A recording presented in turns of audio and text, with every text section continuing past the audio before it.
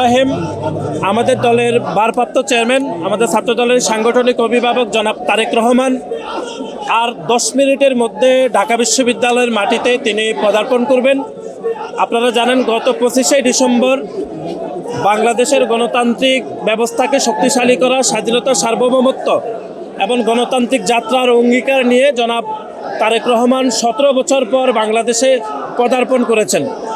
এবং আপনারা অনেকেই জানেন যে বাংলাদেশের চলমান যে বিশৃঙ্খল অবস্থা সেটিকে অনেকটা সামাল দেওয়ার জন্য এবং অনেকে বলছেন এই পরিস্থিতি উত্তরণের জন্য জনাব তারেক রহমানের স্বদেশে প্রত্যাবর্তন অত্যন্ত জরুরি ছিল।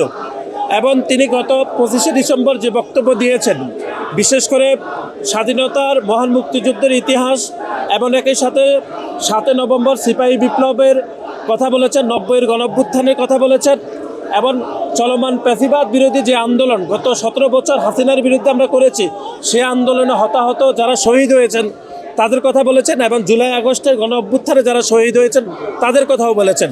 এবং সর্বশেষ জুলাই আগস্টের গণঅভ্যুত্থানে যে শহীদ হয়েছেন আমাদের হাদি, তার কথা বলেছেন, তার ইনসাফের কথা বলেছেন। আজকে অল্প কিছুক্ষণের মধ্যে তিনি এখানে কবর জিয়ারত করবেন। বাংলাদেশের জাতীয় কবি নজরুল ইসলাম এবং জুলাই আগস্টের সম্মুখ সারির যোদ্ধা ওসমান হাদির কবর জিয়ারত করবেন। এবং দীর্ঘ 19 বছর পরে বিএনপির ভারপ্রাপ্ত চেয়ারম্যান, ছাত্রদলের সাংগঠনিক অভিভাবক জনাব তারেক রহমান ঢাকা বিশ্ববিদ্যালয়ের মাটিতে তিনি পা রাখছেন। বাংলাদেশ জাতীয়তাবাদী ছাত্র দলের হাজার হাজার নেতাকর্মী বাংলাদেশ জাতীয়তাবাদী দলের ভারপ্রাপ্ত চেয়ারম্যান জনাব তারেক রহমানকে বাংলাদেশের পতাকা দিয়ে তো ওনাকে স্বাগত জানাচ্ছেন। ইতিমধ্যে সকল প্রস্তুতি সম্পূর্ণ হয়েছে আর অল্প কিছুক্ষণের মধ্যে উনি ঢাকা বিশ্ববিদ্যালয়ের মাটিতে পা রাখবেন। আপনাদের সকলকে আমরা ধন্যবাদ জানাচ্ছি।